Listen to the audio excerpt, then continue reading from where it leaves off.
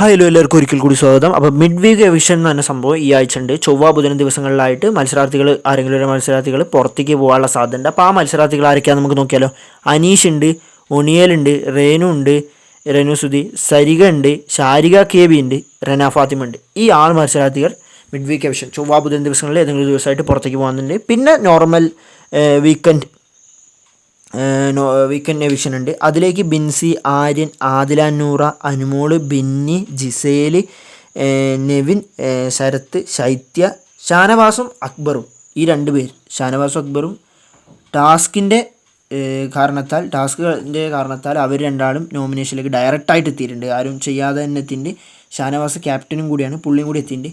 ഇപ്രാവശ്യം ഒറ്റൊരാളെ എവിക്ഷനിലേക്ക് എത്താത്തുള്ളൂ. അതൊരു മത്സരാർത്ഥിയുള്ളൂ, അഭിലാഷാണ്. അഭിലാഷ് ഇതുവരെ ഈ എവിക്ഷനിലില്ല.